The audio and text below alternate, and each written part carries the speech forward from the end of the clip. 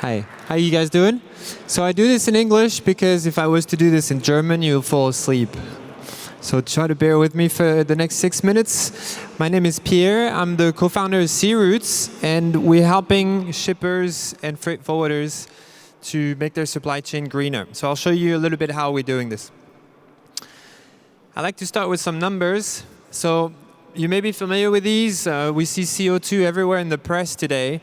But the part of freight forwarding, or the part of transport in CO2 today, is about 7% of all CO2 emissions. That's just transport. And depending on some studies, this is projected to increase fourfold, so multiply by 4 in the next 30 or 40 years. So that puts huge pressure on people like IKEA, Nike, shippers, to try to reduce their emission caused by transport. So that's the first thing. Then the second thing is, people consume more green today. Maybe you're buying, you stop consuming milk because it's emitting too much CO2. Maybe you want to buy tables from IKEA that are carbon neutral. So consumers are more and more sensitive to this, and this is putting pressure on shippers. So what are shippers doing? And how can these guys, IKEA, Nike, reduce their CO2 footprint today? How do they do it?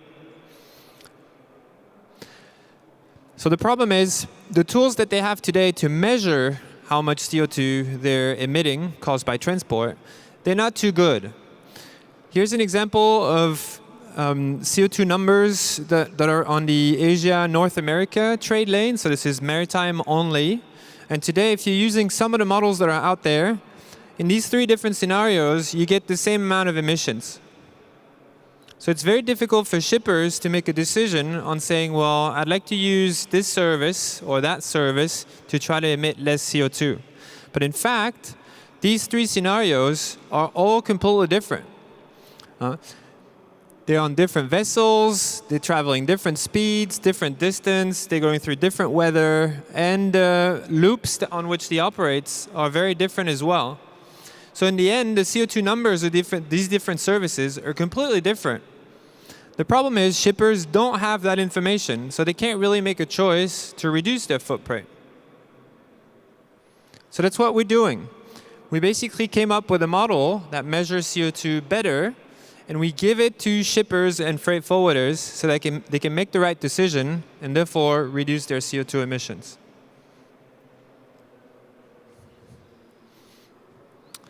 We're a small team, but we're growing. So we have an office in Hamburg, and I'm still learning to speak German. And we have an office in Marseille, which is completely closed today because of Corona, so everybody's working remote. But the team is growing pretty fast. I'll go forward and then come back.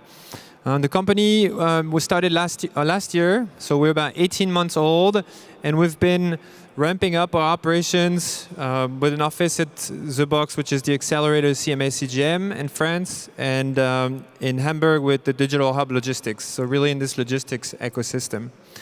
And this year we'll close with 60 clients and a team of 6 people. So how do we make money from CO2? Well, today we sell this data to freight forwarders and shippers, and they put it in their system to make right decisions. And so it's mainly a license model. They buy data from us.